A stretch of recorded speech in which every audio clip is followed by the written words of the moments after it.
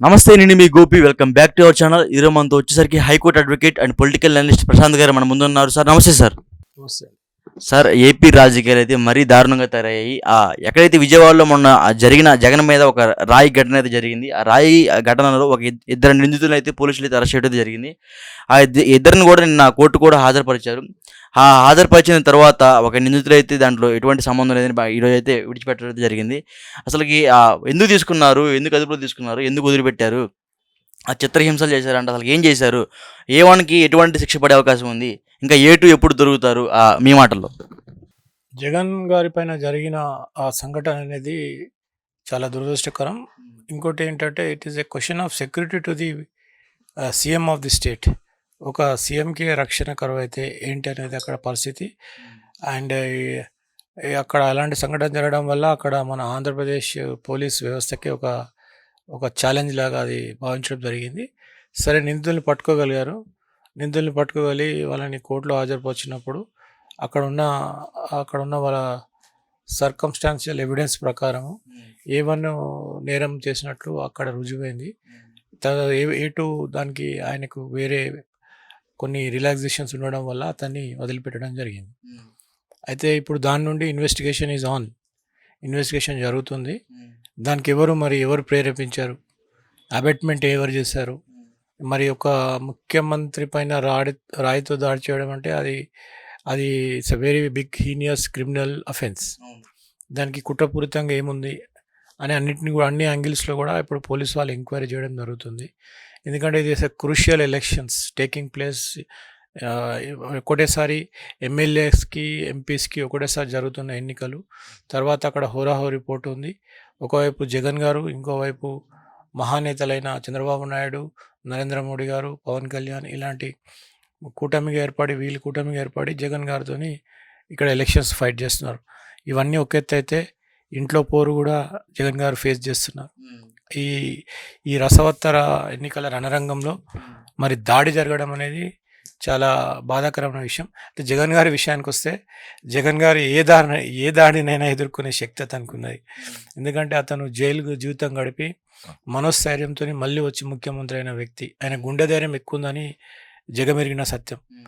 కానీ ఇప్పుడు ఒక రాయి తగలడం, అంతకుముందు అతని పైన చెప్పుతో దాడి చేయడం, ఎస్ అండి, రాయి తగలడం. కానీ అతను చెక్కుచ్చేదని ఆత్మస్థైర్యానికి ఒక సామాన్య సిటిజన్ లాగా నేను కూడా చాలా అభినందిస్తున్నా.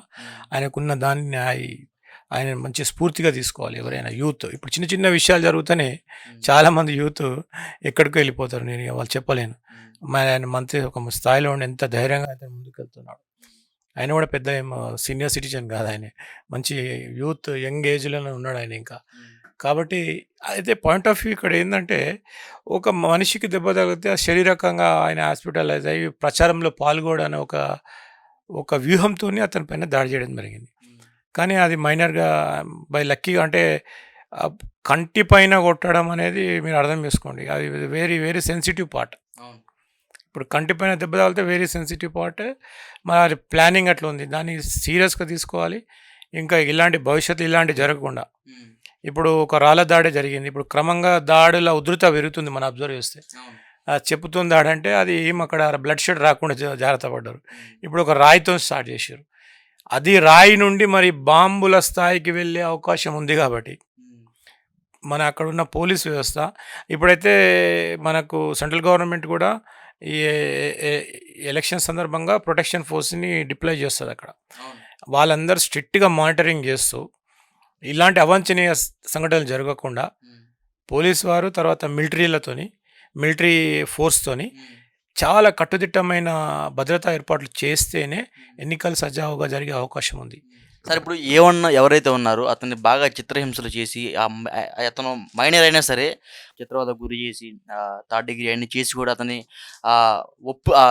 నేరం ఒప్పుకోవడానికి ప్రేరేపించారని బయట అయితే ఆరోపణలు వస్తున్నాయి. దానికి మీరేం చెప్తారు? అంటే ఇప్పుడు అక్కడ జరిగింది అది ఒక సీఎం ముఖ్యమంత్రి పైన దాడి కాబట్టి పోలీసు వాళ్ళకి, అంటే అక్కడ ఉన్న సిచ్యువేషన్ బట్టి, అక్కడ ఉన్న సందర్భాన్ని బట్టి నిజాలు రాబట్టడానికి అది పర్మిసబుల్. వాళ్ళకి is a prosecution, part of ప్రాసిక్యూషన్లో వాళ్ళు చేయడం జరిగింది. అయితే దాంట్లో ఏం జరిగిందంటే అక్కడ జరిగింది ఎందుకు జరిగింది? ఆయనకు ఎవరు ప్రేరేపించారు? దాని వెనకాల ఏమన్నా డబ్బు ప్రలోభం పెట్టడం జరిగిందా? లేకపోతే వేరే కాన్స్పిరసీ ఉన్నదా? అనేది అక్కడ వాళ్ళు పోలీసు వాళ్ళు రాబట్టాల్సి ఉంటది. కన్క్లూజన్ ఇవ్వాల్సి ఉంటది వాళ్ళ కేస్‌లో. ఎందుకంటే ఇప్పుడు ఏ1 అయితే ఏ2 మొన్న ఇద్దరినైతే అదుపులో తీసుకున్నారు. ఏ2ని ఎందుకు వదిలిపెట్టారు? ఏ1 ఎందుకు ఉంచారు? ఏ1 అక్కడ సీన్ ఆఫ్ క్రైమ్‌లో మెయిన్ అక్యూజ్డ్‌గా అక్కడ ఐడెంటిఫై చేశారు. నేరం జరిగిన దాంట్లో ఆయన పాత్రనే ఎక్కువుంది. ఆయనది సెకండరీ పాత్ర, లేకపోతే అతను సస్పెక్ట్‌గా తీసుకున్నారు. తర్వాత ఇన్వెస్టిగేషన్‌లో ఆయనకు పాత్ర లేదని తెలిసింది కాబట్టి అతను వదిలిపెట్టే అవకాశం ఉంది అక్కడ. అంటే బయట ఏమంటున్నారంటే జగన్ గారే కావాలని అతని మీద రాయి వేయించుకున్నారని.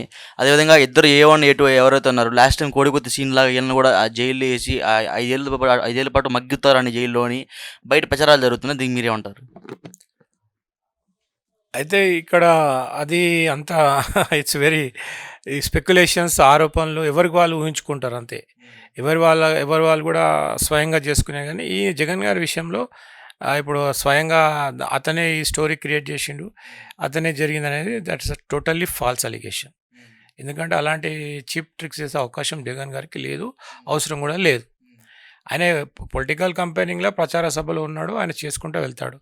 ఆయనకు కూడా ఇప్పుడు ఆయన ఒక రాష్ట్ర ముఖ్యమంత్రిగా ఆయన మంచి అభివృద్ధిని సాధించాడు. ఆయన దూసుకెళ్తున్నాడు. సరే ఇప్పుడు ఎన్నికలు ప్రజలు ఏం కోరుకుంటారు ఏదనేది ఎన్నికల తర్వాత నిర్ణయం వస్తుంది. కానీ ఈ సందర్భంలో అలాంటి చీప్ ట్రిక్స్ ప్లే చేయాల్సిన అవసరము ముఖ్యమంత్రి జగన్ గారికి లేదనేది నా పర్సనల్ అభిప్రాయం. అంటే ఆ ప్రత్యర్థి పార్టీలు ఏమంటున్నారంటే ఎలక్షన్ టైంలోనే ఇవన్నీ జగన్‌కి ఎందుకు జరుగుతాయి? ఎలక్షన్స్ టైంలోనే లాస్ట్ టైం కోడికత్తి సీన్ కూడా ఎలక్షన్ టైంలో ఎందుకు పొడిచాడు? ఇప్పుడు ఎలక్షన్ టైంలోనే మళ్ళీ రాయి తగిలింది. ఎలక్షన్ అప్పుడే జగన్‌కి ఇట్లా జరుగుతుందంటే మిగతా టైంలో ఎందుకు జరగట్లేదని ప్రత్యర్థి పార్టీలు ఆరోపిస్తున్నాయి. దానికి మీరేమంటారు? అంటే ఒకటండి, నా అవగాహన ప్రకారం ఎలక్షన్ టైంలో అక్కడ పాసిబిలిటీస్ ఎక్కువ ఉంటాయి. ఏమైనా దాడులు చేయాలన్నా కూడా. ఎందుకంటే అది ప్రజలతోని ఒక నాయకుడు అనేది ఫేస్ టు ఫేస్ ఇంటరాక్షన్ ఉంటుంది కాబట్టి అక్కడ ప్రజల నుండి అక్కడ దాడి చేసే అవకాశం ఉంటుంది. అక్కడ గుంపులో అక్కడ మళ్ళీ వాళ్ళకు కూడా ఈజీగా అనిపిస్తుంది. ఎందుకంటే ఇప్పుడు సీఎం గారంటే ఆయనకు అన్ని విధాల సెక్యూరిటీ ఉంటుంది. ఇది అక్కడ ప్రజా మీటింగ్‌లో ఇలాంటివి జరుగుతుంటాయి. కాబట్టి దాన్ని ఒక అవకాశం తీసుకుంటారు. పొలిటికల్ క్యాంపెయినింగ్‌లోనే ఇలాంటి ఈ క్రైమ్ జరగడానికి అవకాశం ఉంది. ఐ మీన్ ఎవరైతే ఇప్పుడు జగన్ గారి పైన దాడి చేస్తారో వాళ్ళకి అది మంచి అవకాశం. ఇప్పుడు పర్సనల్‌గా జగన్ గారిని అటాక్ చేయాలంటే ఎవరు ఇలాంటి కార్యకర్తలు గానీ, అదర్ సైడ్ పొలిటికల్ పార్టీ కార్యకర్తలు గానీ ఎవరు గానీ చేయలేరు. కాబట్టి దాన్నే వాళ్ళు అవకాశంగా భావించి ఎన్నికల ప్రచారాన్ని వాళ్ళకి అవకాశంగా భావించి చేసే అవకాశాలు ఉన్నాయి కాబట్టి అక్కడ జరిగింది కూడా అదే. వేరేది ఏముంటుంది? అతను పర్సనల్‌గా ఏం చేయలేరు. కాబట్టి అక్కడ ఏంటంటే మళ్ళీ దాన్ని మేజర్‌గా కాకుండా, సీరియస్‌గా కాకుండా ఆయన డిస్టర్బ్ చేయాలి. ఏ విధంగా డిస్టర్బ్ చేయాలనే అనే ఒక వ్యూహంలో భాగంగా వాళ్ళు చేస్తూ వెళ్తున్నారు. అంటే పవన్ కళ్యాణ్ గారు ఏమంటున్నారంటే ఒక చిన్న రాయి తగిలినందుకు జగన్ ఇంతలా హడావుడి చేస్తున్నాడే. ఒక 15 ఏళ్ల అమర్నాథ్ చెరుకు దాటలో తగలేశారు అతన్ని. అదేవిధంగా సుగాలి ప్రీతిని రేప్ చేసి చంపేసి కూడా చాలా రోజులైంది. దీని మీద ఎవరు చర్యలు తీసుకోలేదు. ఒక జగన్ మీద చిన్న రాయి పెడితేనే మీడియా, ప్రత్యర్థి పార్టీ నాయకులు అందరూ విరుచుకుపడుతున్నారే. ఇంతమంది ప్రాణాలు పోయారు. 30,000 మంది అమాయకులు ఆయన ఆడపిల్లలు కంటికి కనపడకుండా పోయారు. వీటన్నిటికీ కారణం సీఎం ముఖ్యమంత్రి కాదా అని పవన్ కళ్యాణ్ గారు ప్రశ్నిస్తున్నారు. దానికి మీరేమంటారు? అంటే ఇప్పుడు రాష్ట్రంలో 3 వ్యవస్థలు ఉన్నాయండి. న్యాయశాఖ, కార్యనిర్వహణ శాఖ, మనకి తర్వాత శాసన నిర్మాణ శాఖ. ఈ 3 దాంట్లో ఎవరి డ్యూటీ వాళ్ళు చేసుకుంటూ పోవాలి. ఈ 3 ఆర్గన్స్ ఆఫ్ ది గవర్నమెంట్ ఎవరి పనులు వాళ్ళు చేసుకుంటూ పోవాలి. ఇప్పుడు జగన్ గారు రాష్ట్రానికి ముఖ్యమంత్రి. అతను రాష్ట్రానికి కావాల్సిన చట్టాలేంటి, ఎలాంటి పథకాలు రూపొందించాలి, ఎలాంటి శాసనాలు నిర్మించాలి, దానిపైన దృష్టి ఉంటుంది అతనిది.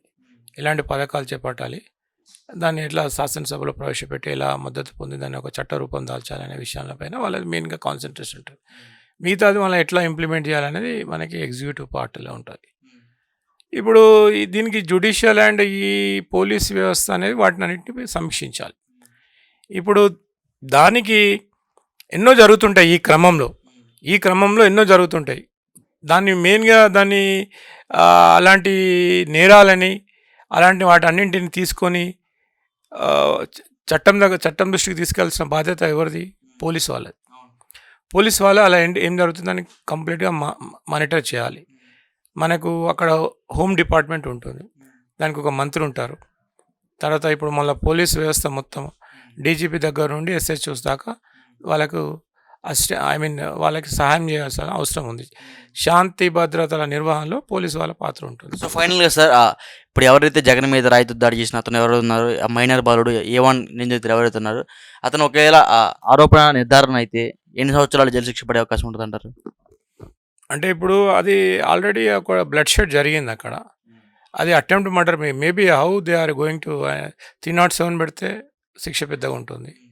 ఇప్పుడు అది ఏ విధంగా వాళ్ళు 506, 307 లాంటి సెక్షన్స్ పెట్టేస్తే శిక్ష ఎక్కువ కాలం పడే అవకాశం ఉంది. దాన్ని వాళ్ళు ఏ విధంగా చూస్తారు? ఇంకా 120B ఇప్పుడు నేరపూరితమైన కుట్ర, ఈవెన్ ఒక సీఎం మీద అటాక్ అంటే దేశద్రోహ చర్య వస్తుంది.